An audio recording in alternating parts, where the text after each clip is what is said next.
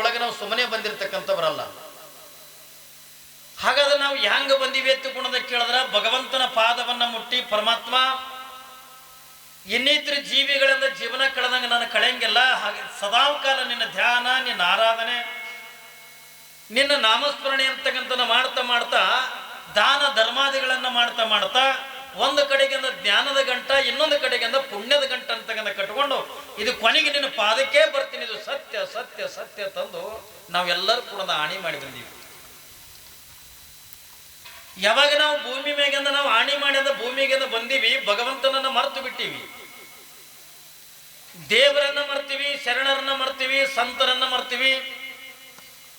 ನಾವು ಎಲ್ಲವನ್ನು ಕೂಡ ಮರೆತು ಕೇವಲ ನಾವು ಎದರಿ ಬೆನ್ನು ಹತ್ತೀವಿ ಎತ್ತಿಕೊಂಡ ಕೇಳಿದ್ರ ಬಸವಣ್ಣನವರು ಒಂದು ಮಾತು ಹೇಳ್ತಾರೆ. ಕಲ್ಪನೆ ಇರಲಿ ಮಗ, ಬಸವಣ್ಣನವರು ಒಂದು ಮಾತು ಹೇಳ್ತಾರೆ. ಯಾವ ಮಾತು ಹೊತ್ತುಕೊಂಡ ಕೇಳಿದ್ರೆ ಭೂಮಿ ನಿನ್ನದಲ್ಲ, ಹೇಮ ನಿನ್ನದಲ್ಲ, ಕಾಮಿನಿ ಕೂಡ ನಿನ್ನವಳಲ್ಲ. ಇವು ಮೂರು ಜಗಕ್ಕಿಕ್ಕಿರ್ತಕ್ಕಂಥ ಇದು ಇದ್ದಂಗ ಅದಾವ ನೋಡ್ರಿ. ಬಸವಣ್ಣವ್ರು ಎಷ್ಟು ಸ್ಪಷ್ಟವಾಗಿ ಅಂತ ಹೇಳ್ತಾರ. ಹಾಗಾದ್ರ ಬಸವಣ್ಣವ್ರು ಏನಂತಾರ? ಭೂಮಿ ನಿನ್ನದಲ್ಲ, ಹೇಮ ನಿನ್ನದಲ್ಲ, ಕಾಮಿನಿ ಕೂಡ ನಿನ್ನವಳಲ್ಲ. ಇವು ಮೂರು ಜಗಕ್ಕಿಕ್ಕಿರ್ತಕ್ಕಂಥ ಇದು ಇದ್ದಂಗದವ ಹತ್ತುಕೊಂಡ ನಮ್ಮಂತ ಮಾತ ಬಸವಣ್ಣವರಂದ ಹೇಳ್ತಾರೆ. ಇದು ಎತ್ತುಕೊಂಡ್ರೆ ಎದಕ್ಕಂತಾರ?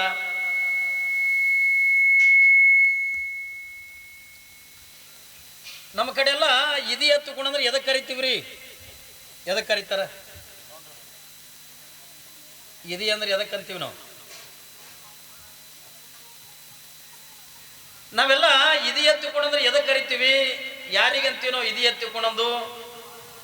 ಚಂದ ಪ್ರವಚನ ನಡೆದಿರ್ತದ, ಹಿಂಗೆ ನಡೆದಿರ್ತಕ್ಕಂಥ ಪ್ರಸಂಗದೊಳಗೆ ನೀವೆಲ್ಲ ಲಕ್ಷ್ಯ ಕೊಟ್ಟು ಚಂದ ಪ್ರವಚನ ಕೇಳ್ತಿರ್ತೀರಿ. ಒಂದು ಯಾವಾಗಾರ ಮಗ್ಗಲ್ದಾಗ ಕೂತು ಮಾತಾಡ್ತಾ ತಿಳ್ಕೋರಿ. ಏನ್ರಿ, ಮಗ್ಗಲ್ದಾಗ ಕುಂತು ಸುಮ್ ಕುದ್ರಂಗಿಲ್ಲ. ಒಂದು ಯಾವಾಗಾರ ಮಾತಾಡ್ಲಕತ್ತು ಹೊತ್ತುಕೊಂಡು ನೀವು ಏನಂತೀರಿ? ನಾವು ಎಂತ ಚಂದ ಪ್ರವಚನ ಕೇಳ್ಬೇಕನ್ನಕತ್ತೀವಿ, ಇದೇನು ಮಗ್ಗಲ್ದಾಗ ಕೂತು ಮಾತಾಡಕತ್ತದ, ಇವ ನಮಗೆ ಇದಿ ಗಂಟು ಬಿದ್ದಂಗ ಆಗ್ಯದ ಅಂತ. ಎದಕ್ಕಂತಾರೆ ಇದಿ ಅಂತಂದ್ರ? ಮಾತಾಡೋರಿಗೆಲ್ಲ ಒಟ್ಟು ಜೀವನದ ಒಳಗಂದ ಮನುಷ್ಯನಿಗೆ ಯಾವುದು ದುಃಖ ಕೊಡ್ತದ, ಯಾವುದು ಕಷ್ಟ ಕೊಡ್ತದ, ಯಾವುದು ಮನುಷ್ಯನ ಮನಸ್ಸಿಗೆ ನೋವು ಅಂತಕ್ಕಂಥ ಯಾವುದು ಕೊಡ್ತದಲ್ಲ, ಅದಕ್ಕೆ ಅದು ಇದು ಎತ್ತುಕೊಳ್ಳೋದು ಕರೀತಾರೆ. ಮತ್ತೆ ಬಸವಣ್ಣನವರ ದೃಷ್ಟಿ ಒಳಗ ನೀವೆಲ್ಲ ದೆವ್ವ ದೆವ್ವ ಅಂತೀರಿ, ಪಿಸಾಚ್ ಅಂತೀರಿ, ಏನ್ರಿ ಇವೆಲ್ಲ ನೀವು ಕರ್ಕೊಂಡು ಬರ್ತೀರಲ್ಲ, ಇವು ಯಾವ್ದು ಕೂಡದವ್ರು ಇದು ಎತ್ತುಕೊಂಡಂದಿಲ್ಲ. ಹಾಗಾದ್ರೆ ಇದು ಎತ್ತುಕೊಂಡ ಎದಕ್ಕೆ ಕರೀತಾರ ಎತ್ತುಕೊಂಡ ಕೇಳಿದ್ರೆ ಭೂಮಿ, ಹೇಮ, ಕಾಮಿನಿ ಅನ್ನುವಂಥವು ಏನದವಲ್ಲ, ಇವು ಮೂರಕ್ಕೆ ಅಂದ ಬಸವಣ್ಣವರಂದ ಇದು ಎತ್ತುಕೊಂಡ ಕರ್ಕೊಂಡು ಬಂದ್ರು. ಯಾವದಕ್ಕ? ಭೂಮಿ. ಇವತ್ತೇನು ಹೊಲ ಅಂತಕ್ಕಂಥದ್ದು ಐತಲ್ಲ, ಜಮೀನ್ ಅಂತಕ್ಕಂಥ ಐತಲ್ಲ, ಅದಕ್ಕೆ ಅವ್ರು ಬಸವಣ್ಣವ್ರು ಏನಂತಾರ ಇದು ಎತ್ತುಕೊಂಡ ಕರೀತಾರ. ಯಾಕ ಎತ್ತುಕೊಂಡ ಕೇಳಿದ್ರೆ ಇವು ಮೂರು ನಿನ್ನ ಜೊತೆಗಳಿಂದ ಬರ್ತಕ್ಕಂಥವಲ್ಲ. ಇರುವಂತ ಪ್ರಸಂಗದೊಳಗೆ ಮನುಷ್ಯನಿಗೆಂದ ಕಷ್ಟವನ್ನ ಕೊಡ್ತವೆ, ಮನುಷ್ಯನಿಗೆಂದ ದುಃಖವನ್ನ ಕೊಡ್ತವೆ. ಎಷ್ಟು ದುಃಖ ನೋಡ್ರಿ. ಇದು ಹೊಲ ನಂದ ನಂದ ನಂದ ನಂದ ಎತ್ತುಕೊಂಡ ಬಡದಾಡ್ತೀವಲ್ಲ, ಎಟ್ರು ಮಟ್ಟಿಗೆ ನಂದ ಅಂತೀವಿ ಎತ್ತುಕೊಂಡ ಕೇಳಿದ್ರೆ ಏನ್ ಇವತ್ತ ಏನ್ರಿ ಈ ಹೊಲನೇ ಇವನ್ ಟಂಕಿ ಕಟ್ಕೊಂಡು ಹೋಗೋರಂಗ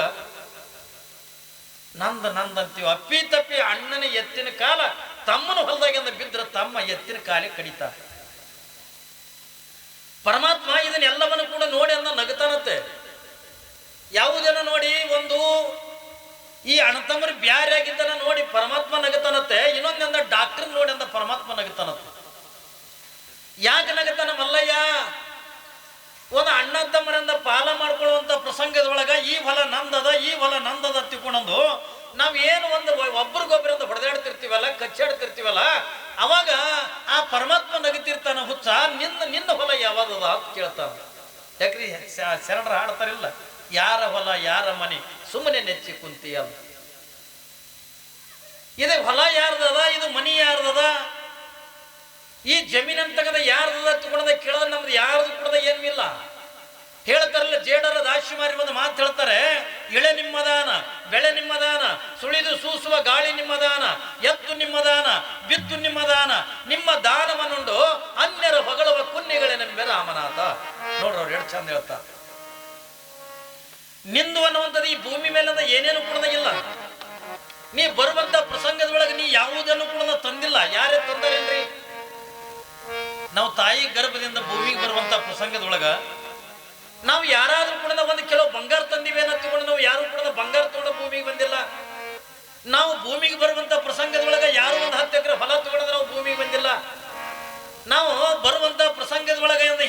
ಮಕ್ಕಳು ಬಂಧು ಬಳಗ ಇದು ಎಲ್ಲವನ್ನು ಕೂಡ ಕಟ್ಕೊಂಡು ಬಂದಿವೆ ಅಂತ ತಿಳ್ಕೊಳ್ಳೋದು ನಾವು ಯಾರು ಕೂಡ ಏನು ತಂದಿಲ್ಲ. ಇದು ಎಲ್ಲ ಯಾರು ಒತ್ತಿಕೊಳ್ಳೋದ ಕೇಳಿದ್ರೆ, ಇದು ಎಲ್ಲ ಕೊಟ್ಟಮ್ ಯಾರು ಒತ್ತಿಕೊಳ್ಳೋದ ಕೇಳಿದ್ರೆ, ನಾವೆಲ್ಲ ಬರುವಂತ ಪ್ರಸಂಗದೊಳಗೆ ಇವು ಯಾವ ಕೂಡ ನಾವು ತಂದಿರ್ತಕ್ಕಂಥ ಬರಲ್ಲ. ಆದ್ರ ಭೂಮಿಗೆ ಬಂದ ಬಳಕ ನಾವ್ ಏನ್ ಅನ್ನಕತ್ತೀವಲ್ಲ, ಇದು ಎಲ್ಲ ಹೊಲ ನಂದದೆ, ಇದು ಮನಿ ನಂದದೆ, ಈ ರೊಕ್ಕ ರೂಪಾಯಿ ಬಂಗಾರ ಬೆಳ್ಳಿ ಏನ್ರಿ ಇದೆಲ್ಲಾನು ಕೂಡ ನಂದದ ತಿಳ್ಕೊಂಡು ಸುಮ್ಮನೆ ಬಡದಾಡಿ ಅಂದ ಸಾಯ್ಲಿಕ್ಕತ್ತೀವಿ. ನಾವು ಜೀವನದೊಳಗಿಂದ ಎಲ್ಲಾನು ಕೂಡ ನಂದ ತಿಳ್ಕೊಂಡಂತೀವಲ್ಲ. ಆದ್ರೆ ಶರಣರ ದೃಷ್ಟಿಯೊಳಗ ಇದು ಯಾವುದು ಕೂಡ ನಮ್ಮದಲ್ಲ ಅನ್ನುವಂಥದ್ದನ್ನ ಶರಣರಂದ ಹೇಳ್ಕೊಂಡು ಬರ್ತಾರೆ. ನಾವು ಏನಿದ್ರು ಕೂಡ ಈ ಭೂಮಿ ಮೇಲಿಂದ ಬಂದ ಬಳಕ ಆ ಭೂಮಿಯಿಂದ ಉತ್ತಿ ಬೆತ್ತಿ ನಾವು ಬೆಳೆದು ಊಟ ಮಾಡ್ತಕ್ಕಂಥ ಅಧಿಕಾರ ಅದನ್ನೇ ಹೊರತಾಗಿ ನಾವು ಯಾರು ಕೂಡ ಭೂಮಿಯನ್ನ ನಮ್ಮ ಜೊತೆಯೊಳಗಿಂದ ತೊಗೊಂಡು ಹೋಗಕ್ಕಾಗಲ್ಲ. ಯಾರು ಒಯ್ತೀವನ್ರಿ? ಯಾರು ಕೂಡ ಬೈಲಕ್ಕಾಗಂಗಿಲ್ಲ. ಯಾವನೋ ಒಬ್ಬ ಹಳ್ಳಿ ರೈತ ಅಕ್ಕಲು ಕೊಡಕ್ಕಿಂತ ಹೋಗಿದ್ನ ಏನ್ರಿ, ಹಳ್ಳಿ ರೈತ ಪಾಪ ಎಂದು ಸಿಟಿಗೆ ಹೋಗಿದ್ದಿಲ್ಲ, ಏನೋ ವ್ಯಾಪಾರ ಮಾಡ್ಕೊಂಡು ಬರಕ್ಕೆಂದ ಹೋಗಿದ್ದ, ಅಕ್ಕಲು ಕೊಡಕ್ಕೆಂದ ಹೋಗಿದ್ದ. ಹೋಗಿ ತಂದೆಲ್ಲ ವ್ಯಾಪಾರ ಮುಗಿಸ್ಕೊಂಡು ಹಿಂಗೆ ಸಿಟಿಯಾಗಿ ತಿರುಗಾಡುವಂತ ಪ್ರಸಂಗದೊಳಗ ರೈತಗೆಂದ ಹೊಟ್ಟೆ ಸಿತ್ತತ್ತು. ಯಾವಾಗಿಂದ ರೈತನಿಗೆಂದ ಹೊಟ್ಟೆ ಸಿತ್ತು, ಪಾಪ ಅಲ್ಲಿ ಸಿಟಿಯನವ್ರಿಗೆಂದ ಕೇಳ್ದ, ಅಕ್ಕಲು ಕೊಡದನವ್ರಿಗೆ ಕೇಳ್ದ, ಅಣ್ಣ ಇಲ್ಲಿ ಊಟ ಎಲ್ಲಿ ಸಿಗ್ತದ್ರಿ ಎತ್ಕೊಂಡು ಕೇಳ್ದ. ಪಾಪ ಅವ್ರು ಏನ್ ಮಾಡಿದ್ರು, ತಿಳುವಳಿಕೆದ್ದ ಮನುಷ್ಯ ಅವ, ಸಿಟಿಯಾಗಂದ ಇರ್ತಕ್ಕಂಥ ಮನುಷ್ಯ, ಅವನಿಗೆಲ್ಲ ಗೊತ್ತಿತ್ತು. ಅವ ಏನ್ ಮಾಡ್ದ, ಒಂದು ಹೋಟೆಲ್ ಕಡೆ ಕೈ ಮಾಡಿ ಅಲ್ಲಿ ಯಜಮಾನ್ರ ಅಲ್ಲಿ ಊಟ ಸಿಗ್ತದ ಹೋಗ್ರಿ ಎತ್ತುಕೊಂಡು ಕಳಿಸಿಕೊಟ್ಟ. ಪಾಪ ಬಗಲಾಗಿಂದ ಮಾರಿದ್ನಲ್ಲ ಚೀಲ ಬಗಲಾಗಿ ಇಟ್ಕೊಂಡು ಆ ಹೋಟೆಲ್ಕಿಂದ ಹೋದ ಬಳಕ ಪಾಪ ಅಲ್ಲಿ ಸಪ್ಲೈಯರ್ ಬಂದ. ಇವ ಹೋಗಿ ಚೇರ್ ಮೇಲೆ ಕುಂತ ಸಪ್ಲೈಯರ್ ಬಂದ. ಯಾವಾಗಿಂದ ಸಪ್ಲೈಯರ್ ಬಂದ ಬಳಕ ಅವಾಗ ಇವ ರೈತ ಏನ್ ಮಾಡ್ತಾನ, ಹಳ್ಳಿ ಮನುಷ್ಯ, ಇವನಿಗೆ ಹೋಟೆಲ್ ಅಂದ್ರೆ ಗೊತ್ತಿಲ್ಲ, ಖಾನಾವಳಿ ಅಂದ್ರೆ ಗೊತ್ತಿಲ್ಲ, ಇದು ಯಾವುದು ಕೂಡ ಗೊತ್ತಿಲ್ಲ. ಇವ ಏನಂತಾನ, ಎಷ್ಟು ಪುಣ್ಯಾತ್ಮರಪ್ಪ ನೀವು, ನಮ್ಮಂತವ್ರಿಗಂದ ಊಟ ಕೊಡ್ತಿರಲ್ಲ ಹತ್ತಿಕೊಂಡು ಪಾಪ ಸಪ್ಲೈಯರ್ ಕೈ ಮುಗುದಿವ. ಯಾಕಂದ್ರೆ ಇವನಿಗೆ ಹೋಟೆಲ್ ಅಂದ್ರೆ ಗೊತ್ತಿಲ್ಲ. ಅವ ಸಪ್ಲೈಯರ್ ಅಂದ, ಇಲ್ಲೇನು ಊಟ ಪುಗ್ಸೆಟೆ ಕೊಡಲ್ರಿ ಯಜಮಾನ್ರ, ನಾವು ರೊಕ್ಕ ತಗೊಂಡು ನಿಮ್ಗೆ ಊಟ ಕೊಡ್ತೀವಿ ಅಂದ್ರ. ಹೌದೇನಪ್ಪ, ರೊಕ್ಕ ತಗೊಂಡ ನೀವು ಊಟ ಕೊಡ್ತೀರ? ಹೌದು, ನಾವು ರೊಕ್ಕ ತಗೊಂಡೆ ಊಟ ಕೊಡೋದು. ಮತ್ತೆ ಏನೇನದ ನಿಮ್ಮ ಹೋಟೆಲ್ದಾಗ? ಅವ ಪಾಪ ಸಪ್ಲೈಯರ್ ಎಲ್ಲ ಹೇಳದ, ಇಡ್ಲಿ ಇದೆ, ದ್ವಾಸೆ ಇದೆ, ಉತ್ತಪ್ಪಿದೆ, ಉಪ್ಪಿಟ್ಟಿದೆ, ಸೂಸ್ಲ ಇದೆ, ಹಿಂಗ ಎಲ್ಲಾ ತರದನ್ನು ಕೂಡ ಹೇಳದ ಬಳಕ ಏನಂದ, ಮತ್ತೆ ಉಪ್ಪಿಟ್ಟು ಹ್ಯಾಂಗ್ ಪ್ಲೇಟ ಅಂದ. ಪಾಪ ಸಪ್ಲೈಯರ್ ಅಂದ, ನೋಡ್ರಿ ಯಜಮಾನ್ರ, ಒಂದು ಪ್ಲೇಟ್ ಉಪ್ಪಿಟ್ಟಿಗಂದ 20 ರೂಪಾಯಿ, ಮತ್ ದ್ವಾಸಿಗೆ ಅದಕ್ಕೂ 20 ರೂಪಾಯಿ, ಒಟ್ಟು ನೀವು ಏನು ತಗೋತೀರಿ ಒಂದು ಪ್ಲೇಟಿಗೆ ಅಂದ 20 ರೂಪಾಯಿ ಅದು ನಮ್ಮ ಹೋಟೆಲ್ದಾಗ ಅಂದ. ಆಯ್ತಪ್ಪ, ನಿನ್ನ ಹೋಟೆಲ್ದಾಗ ಏನೇನು ಮಾಡಿದಿ ಎಲ್ಲ ಒಂದೊಂದು ಪ್ಲೇಟ್ ತೊಗೊಂಡು ಬಾ ಅಂದ. ಸರಿ ಆಯ್ತು ತಿಳ್ಕೊಂಡೊಂದು ಎಲ್ಲ ಪ್ಲೇಟ್ಗಳದ ಇಡ್ಲಿ ತಂದ, ದ್ವಾಸಿ ತಂದ, ಉಪ್ಪಿಟ್ಟು ತಂದ, ಉತ್ತಪ್ಪ ತಂದ, ಎಲ್ಲ ತಂದ. ಹಂಗ ಅಂದ ಅದು ಸಾಂಬಾರಕ್ಕಿಂದ ಇದು ಇರ್ತಾವಲ್ಲ ಬಟ್ಲುಗಳು, ಅವೆಲ್ಲ ಕೂಡ ಕೊಟ್ಟ, ಚಮಚೆ ಕೊಟ್ಟ. ಪಾಪಿವ ರೈತ ತಿನ್ನಕತ್ತ ಆನಂದ ನಾಷ್ಟ ಮಾಡ್ದ. ನಾಷ್ಟ ಆದ ಬಳಿಕೆಂದ ಅವ ಸಪ್ಲೈಯರ್ ಬಂದು ನೋಡ್ತಾನ, ಟೇಬಲ್ ಮ್ಯಾಲ ಏನೂ ಕಾಣಲಾಗ್ಯಾವ ಏನ್ರಿ, ಟೇಬಲ್ ಮ್ಯಾಲ ಏನೂ ಇಲ್ಲ. ಅವ ಸಪ್ಲೈಯರ್ ಅಂದ ಕೇಳ್ದ, ಅಲ್ಲಪ್ಪ ಮತ್ತೆ ಯಜಮಾನ್ರ, ಮತ್ತೆ ಟೇಬಲ್ ಮೇಲೆ ಅಂದ, ಮತ್ತೆ ನೀವು ನಾಷ್ಟ ಮಾಡಿ ಬಿಟ್ಟಿದ್ದ ಪ್ಲೇಟ್ ವಾಟ್ಕದ ಏನು ಕಾಣಲಾಗ್ಯಾವಲ್ಲ ಅಂದ. ಅವಾಗ ಅವ ರೈತ ಅಂದ, ಅಲ್ಲಪ್ಪ ನೀ ಏನ್ ಹೇಳಿದಿ, 20 ರೂಪಾಯಿಗೆ ಒಂದು ಪ್ಲೇಟ್ ಇಡ್ಲಿ ಅಂದಿದ್ದಿ. ನನ್ನ ಮನಸ್ಸಿನಾಗ ಏನ್ ತಿಳಿತು, ಅವ ಏನ್ ಮಾಡ್ಯಾನ, ಎಲ್ಲ ಪ್ಲೇಟ್ಗಳು ನಾಷ್ಟ ಮಾಡಿಕೊಂಡು ಸ್ವಚ್ಛ ಪ್ಲೇಟ್ ನೆಕ್ಕಿ ತನ್ನ ಚೀಲದಾಗ ಹಾಕೋಣ. ಚಮಚ ಏನ್ರಿ, ಪ್ಲೇಟ, ಬಟ್ಲ ಎಲ್ಲ ಇವೆಲ್ಲ ಏನ್ರಿ ನೆಕ್ಕಿ ಚೀಲದಾಗ ಹಾಕೋಣ.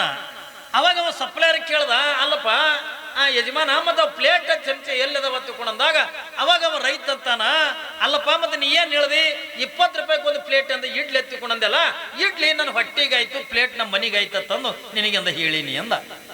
ಅವಾಗ ಅವ್ರು ಅಂತಾರ, ಸಪ್ಲೈಯರ್ ಅಂದ, ಸಾಹೇಬ್ರ ಏನ್ರಿ ಯಜಮಾನ್ರ, ಇದು ನೀವು ಉಪ್ಪಿಟ್ಟ ತಿನ್ನೋ ಅಧಿಕಾರ ಅದ, ಆದ್ರೆ ಪ್ಲೇಟ್ ನಿನ್ನ ಜೊತೆಯೊಳಗಿಂದ ಒಯ್ಯಕ್ಕಾಗಂಗಿಲ್ಲ.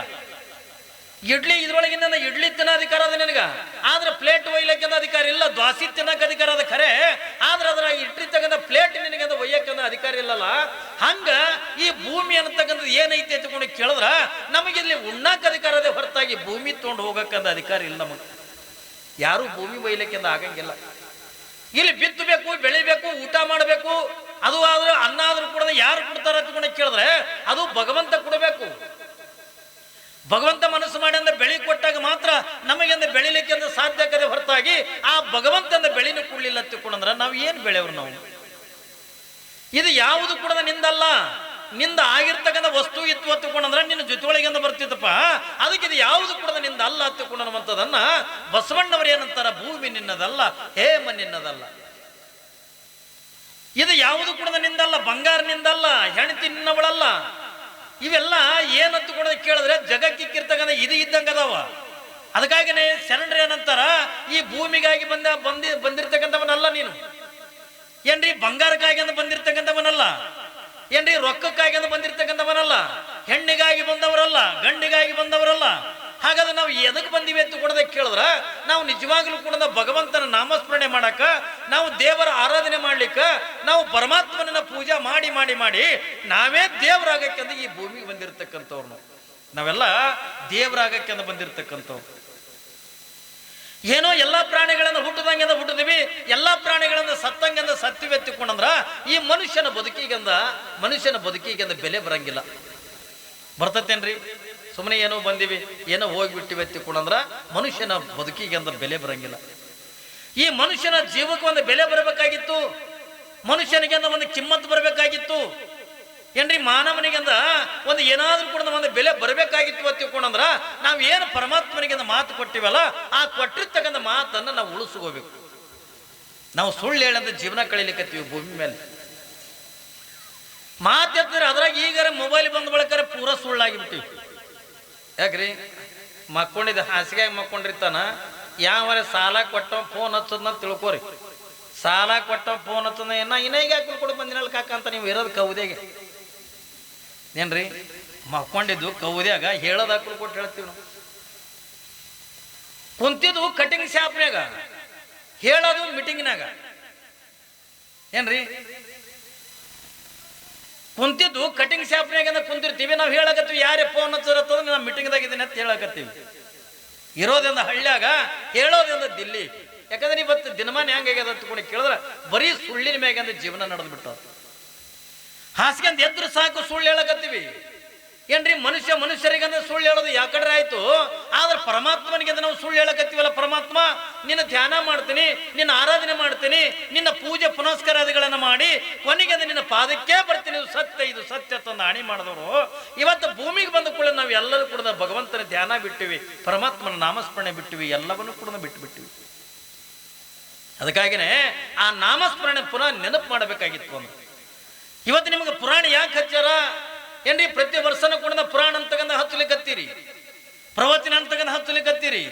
ನೂರಾರು ಜನ ಸ್ವಾಮಿಗಳನ್ನ ನಿಮ್ಮ ಊರಿಗೆ ಬಂದು ಹೋಗ್ಲಿಕ್ಕತ್ತಾರೆ.